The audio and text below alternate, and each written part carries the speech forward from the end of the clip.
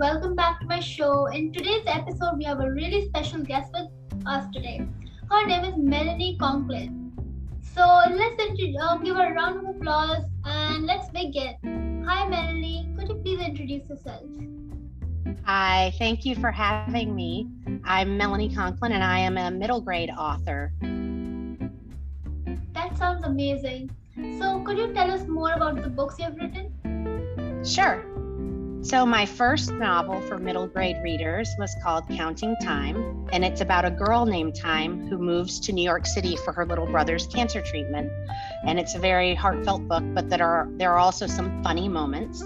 My second novel for middle grade readers is called Every Missing Piece, and it's about a girl named Maddie, who is the kind of kid who's known for overreacting about things and crying wolf.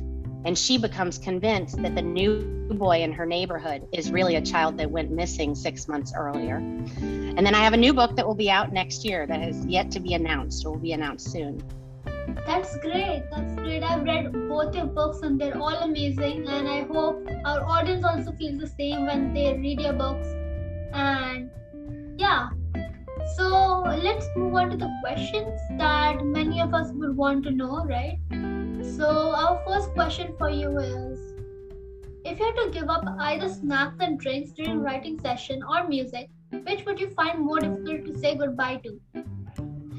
That is a really good question. My most important thing when I am writing is music. So I would definitely say goodbye to snacks first. Because I can forget to even eat when I'm working if I am really excited about the project. I love music though, and a lot of times I listen to the same song on repeat. And so sometimes that song is repeating for several hours while I'm working. So that is my most important thing. Yeah. For me as well, I love working with music. So whenever I'm writing, I just put like a music which is related to the mood I'm playing around for. Let's say I'm writing something happy, so I just play a happy lyrical song or happy music. Absolutely. I make soundtracks, and I actually started listing the songs that I wrote to in the acknowledgments of my book. So my second book has a list of songs that are the ones that I listened to when I was writing it.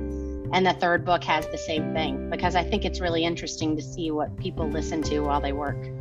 Yeah, and then maybe you can use the song. Let's say you do something similar, and then you can use the songs as your own. Absolutely, and I got that. I the first person that I noticed doing that was Saba Tahir, who is a YA writer, and I love her series. And she always talks about music and the different soundtracks she works to. So she influenced me a lot. So I started doing that too. Yeah, another question is that if you were to write a new book, let's say your fourth book, because your third book is probably going to come on like new time. So let's say you're writing a fourth book. What is like this idea or topic you really want to write about, but don't feel that you would be a good person to write it? Oh, that's interesting. A topic that I'm very interested in, but I don't write about. I would say that for me, because I am a white author, there are a lot of stories dealing with racism or dealing with marginalized identity that I find incredibly important, but those aren't stories that I'm writing because I don't have that perspective and I don't think that it is my place to write those stories. So I'm very excited to read those stories from other authors. But sometimes you have ideas for stories and you have to say, am I the best person to write this story? And sometimes you're not. Sometimes you're not the best person for that. So there are definitely stories like that resonate with my heart, but I read them from other people. Yeah, that's true, because you need to write something you'll enjoy writing, number one. Number two is that you should make sure that you're writing something which you feel is right for you. You don't want to end up writing like a history novel or like something non-fiction if you don't even know what you're writing about, right? Yeah, exactly. I guess that would be a note for all young writers or authors and everyone else out there, that if you're writing a book or whatever you're writing, it should be something you feel you're confident in writing about. But Exactly. if you're starting new, I guess it would be a good idea to maybe start with a few topics, and whichever you excel in the most, you can continue further. Mm-hmm. And I know that some authors get frustrated, some writers get frustrated because they feel like they want to write whatever they want. And the thing is, you can write what you want, but you are subject to valid criticism of what you write. And if you don't do a good job, then you could potentially be writing something harmful. So for me, even when you have an idea, if it's not for you to write, there are so many other ideas that are fine for you to write and that you have an important voice in. And so that's what's more important to me, is saying, okay, what do I have to say that is a good thing to share with people? And that is a good point of view that would help actually for me to write about. So that's what I try to focus on in my stories. Yeah. So do you feel like it's the most important to have a strong character, B, mind-blowing plot, or C, epic settings, and why? Well, for me, it's all about character. I think that the most important thing in the book is the character. I know some people choose which story to read based on the plot, and I do sometimes. I actually really enjoy reading fantasy, but I only write contemporary stories. For me, though, when I think of a story, it always starts with the character. I'm thinking about a person who is in a tough situation, and I'm thinking about what kind of a flaw they have and how they need to learn and grow in order to get past the situation that they're in emotionally. So I'm always thinking about that character and the journey of their heart first. A lot of times I don't have my plot right the first time that I write. I will have to rewrite most of the plot several times usually, because my story is built around that character and how they grow and change. What's interesting is I actually like stuff that has a lot of plot when I'm watching things. Like I love all of the Marvel series that they have done, like Loki, the Loki series, and it's all about time travel. I love it. But that's totally not the kind of thing I would write, because for me, I'm thinking about just the character and how the character's heart changes in the story. So I tend to write more about families instead of time travel. But I like to read about it. Nice. Speaking of characters, I think it would be a good idea to talk about like how you can write a good character which is realistic, number one. Number two is feeling like you resonate. Basically, you like, I don't know how to say this. Relate to, yeah. Like how to write a character who you can relate to and which is realistic. What are your tips on that? That's a really good topic. One of the things that I find really interesting about characters is if you start with really general ideas, like if you're describing someone in a crowd and you start with just really general ideas like, oh, this person was tall, it doesn't make much of an impression because tall could mean so many things.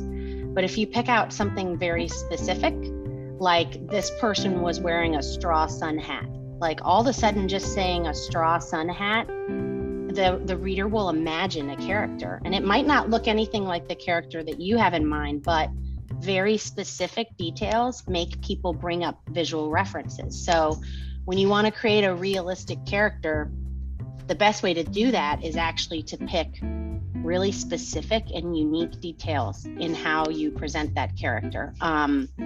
Especially anything weird, like all people have strange things about them or have secrets or idiosyncrasies, which just means, unusual things.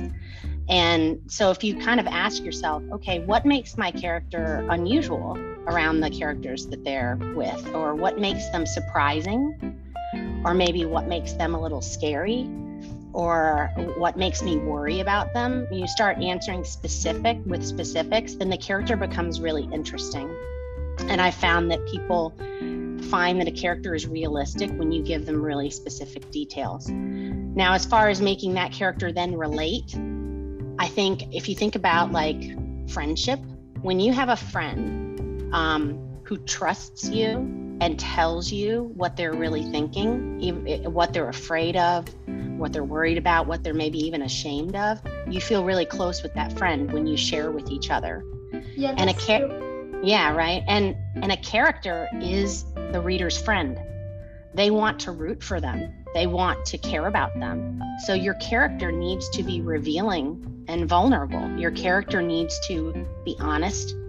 Well, or even if they're not honest, they need to be sharing to a degree that reader feels like they're friends and like that character is letting them in, even if it's a trick and the character later wasn't telling the truth, which can be a fun way to write a story. But most of the time you just want to really peel back those layers and let your character show their most vulnerable truths to the reader, and then the reader will love them and the reader will feel close to them and they will want them to succeed. So that can take a lot of work because sometimes it's hard to be honest with ourselves. And you have to do that first before you can make a character be honest. Yeah, that's true. I love the feedback and tips you give, and I think that's some of the tips which I think almost every author would give. Most likely tips before here and there, but I think that's like the base of making a good character. Another fun question we have for you is that what behind the scenes tidbit in your life would probably surprise the readers the most? Behind the scenes tidbit in my life. So people are always interested to know how you became a writer. And most writers I know didn't necessarily start out wanting to write books. A lot of times people did different things. And so for me, for about 10 years, I worked as a product designer, which a lot of people don't know what that is. But a product designer is a person who designs what things look like and how they work. So like when you go to Target or Walmart or any store that has stuff for you to buy on the shelves, a product designer decides what that stuff looks like and how it works. The things that you have in your home all around you. So I have worked on a lot of different products. And so pretty much everybody has something in their house that I probably worked on. I have over 60 patents that are under my name, which are products that I worked on while I was in that field. All kinds of things from office products, Papermate pens, to like eye wash stations and roll cages for go-karts. So I worked on all kinds of products, and that can be surprising and really fun. I love to share that with students when I go to do school visits, because then they always like to hear about the different things that I helped design. But it really taught me how to solve problems, and I still use that skill with writing books because it's just solving problems with words. That's amazing. I guess that means that even if you do not start off wanting to be a writer, you can still transition to being a writer and use what you learned from your previous job or your previous liking, and Absolutely. writing. Yeah, for sure. This is a funny question actually. What is the funniest typo you've ever written? The funniest typo? Yeah. Okay, so there's something funny that I do on a regular basis, and it's very easy for me to do. And it's that my name is Melanie, which is Melanie, and I will regularly accidentally leave the L out, and then it says meanie. And sometimes I'll send an email before I notice that I left the L out, and so it's just like my best meanie, which I think is very funny. But that's my most funny typo, probably. It just happens on its own, right? Yeah, and often people don't say anything about it, so I wonder if they even notice. But it makes me laugh. Another question is that, do you ever take random writing breaks to dance? If so, when do these breaks generally occur? To dance? Absolutely. Because I love to write to music, sometimes that's how I get started. You know, sometimes you're like, I don't know, if I'm dragging my feet and I don't want to do my work, if I put on one of my soundtracks with favorite music and just dance, and a lot of times when I'm dancing, I'll play with my dog. I have a golden retriever yellow lab mix, and she'll have a toy, and I'll be playing tug of war with her while I'm kind of dancing to the music. And if I do that for 10 minutes or so, it gets my energy going and makes it easier for me to feel energetic about working. So I definitely do that. My kids also complain because I sing all the time. So when I have music on, I sing along to it as well. So they're glad to be back in school again so I can be here singing by myself. The funny thing is that even when I write, like I don't have like a particular favorite song or anything. I listen to all kinds of music from different languages and everything. Even languages which I don't understand, like Japanese and Spanish. And sometimes like they're so catchy, I ended up shaking in my seat. Do you ever listen to K-pop? Because I like that. Sometimes I'll listen to some of that kind of music. K-pop. I've listened to a few of them, like LILAC. And I like that. Yeah, I like that too. I'll just put on Spotify sometimes where it has Discover, and it'll just play new music for you that you haven't heard before. And I think that's really fun because I like finding new stuff. Yeah, that actually is really cool. I should try that. I actually just type up songs and then just use a playlist like that through Spotify as well. Yeah, it's nice. I make a different playlist for different projects so I can get in the mood for what I'm writing. Yeah, for me, what I do is like for my current book which I'm writing, it's a portal fantasy. So oh, cool. Yeah, it's a portal fantasy. So basically, in that, I like created like a playlist called Portal Fantasy Novel Playlist, and then based on like each novel I write in the future, and including the one which I'm writing now, I just add songs to it. That's fun because then you'll have a record of all the different things. Yeah. Another question we had was, this is actually the last question. Okay. What is your favorite word and why? A favorite word? Yeah. Okay, I have to think about this. I studied Latin in high school because I really love words, and Latin isn't spoken anymore as a language, but it is the root language for a lot of words. It's the root for all Romance languages. So I studied that just because that's how much I like words. I'm trying to think of what I think would be one of my favorite ones. It's weird because I like really long words that are sometimes unusual and people don't know how to pronounce them. So there's a word that I learned in high school that I really thought was cool, and it's pronounced garrulous. And garrulous means talkative. It means very talkative. And I think that there's something about the way you say it, garrulous, which sounds like a mouthful of letters. It sounds like talkative to me. So even though it's very strange and it comes from some other roots and nobody knows it, I like that word and I will use it sometimes. I used to go in and do this thing. My sister had a chalkboard in her bedroom and I used to go write a word on there and the definition. So then she would have her word for the week, that she would learn a new word. She actually thought that was cute, but that was kind of extra nerdy of me because that's how much I like words. But yeah. I mean, as a writer, if you don't love words, then I guess it's strange, right? You're right. Yeah, definitely. I think you have to be a little obsessed. You know, sometimes I will even if you're like, if you love reading, then that's also like a thing. Like, if you don't love words, then you may or may not be reading as well. Yeah, and I think for me, I get excited when I come across a word used really well. You know, like it's a very specific word and the way it's used in the sentence or the dialogue is very meaningful. And I really notice that. I like it when sometimes you don't need the biggest or fanciest or strangest words. Sometimes you need less words, and it's knowing, you know, where to put the emphasis on one word that really matters the most in a sentence and to make it have meaning. That's kind of magic. It's like writing poetry, you know, or writing music, but you're writing a book. So there's a little bit of that in writing books as well, a little bit of poetry. Some novelists also write like verse novels and actually write poetry. But for me, it's that the word has to sound right. When I'm reading it out loud in the sentence, it has to have the right rhythm and the right feeling. Sometimes I will really obsessed. Sometimes I go to thesaurus to try to find a different word because the one I used didn't work. Yeah, thesauruses work a lot in these kind of manuals and everything.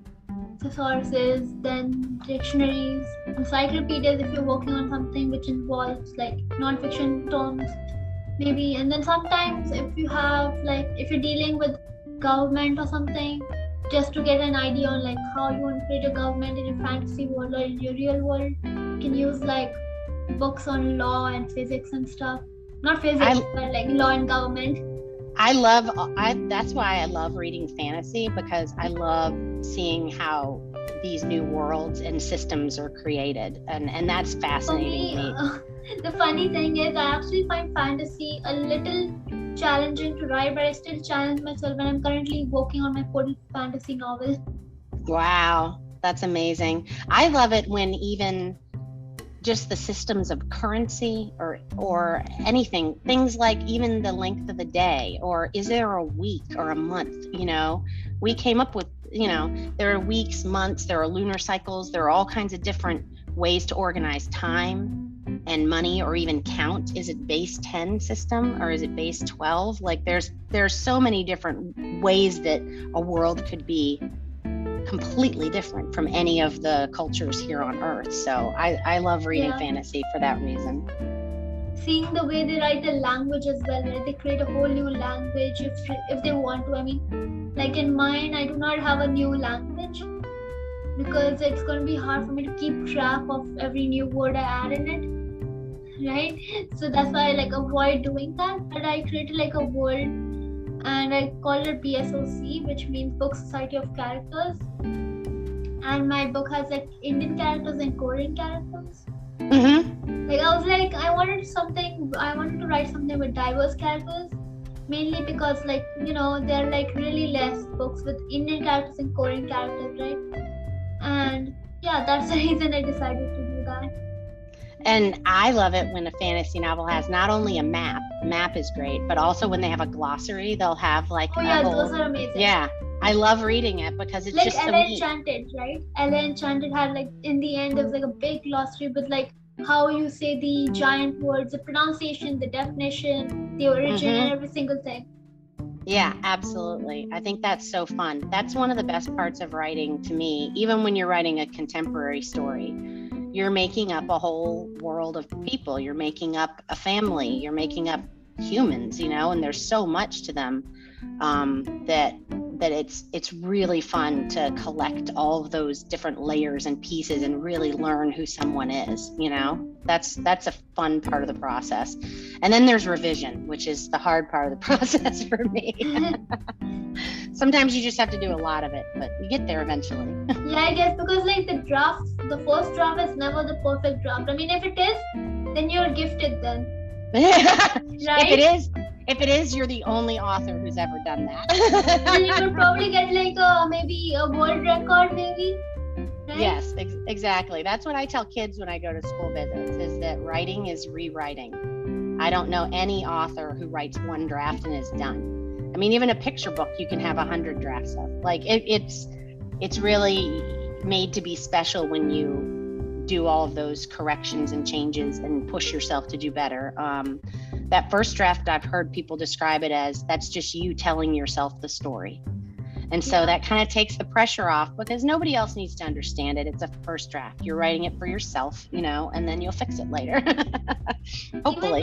Even famous authors, like maybe you could say Rick Riordan, I guess you could say Rick Riordan, J.K. Rowling. Then basically the authors who have been writing since a long time have like 50 million or more copies done and have been in the writing industry for a long time. You could take Stephen King as an example as well. I'm pretty sure they also have not done less than one draft or just one draft. They probably have gone like over several edits to actually reach that level. Yep, quite a few usually. And there's so many people involved in making a book. I mean, when you go through a publisher, there's a lot of people and there's a lot of checks and balances. So at the beginning, what you're looking for is just to find what the story is about. And then you can work on everything else. You can change the setting, you can change characters, but you just have to find a story that really matters to you. Yeah, so that was the end of the episode. I hope you all had fun. And I hope, Melanie, you also had fun. I did, thank you. And books and everything. Yes, it was very fun talking to you. Thanks so much for doing it. It was my pleasure. So, everyone, this is the end of the episode. As I said earlier, before we end, I would just like one more thing for Melanie. Is there any like last advice you would like to give all the young writers out there? My biggest advice with writing is to be kind to yourself. It is a long process to write a book, and you can push yourself to work hard, but you also need to be kind and recognize that you are doing hard work and that your work is valuable and your voice really matters. And so be kind to yourself first, because you're your best friend and you have to be there for yourself before anybody else is there to talk about the book or read it. Believe in yourself and be kind to yourself. That's amazing advice. So that's it, everyone. So I'll be putting Melanie's website in the description box, and putting her book links and everything will be in her website, so you can check that out. So stay tuned for new episodes every Sunday. Most of the interview episodes are on weekdays, but otherwise new episodes are posted every Sunday. Thank you, everyone, and have a nice day.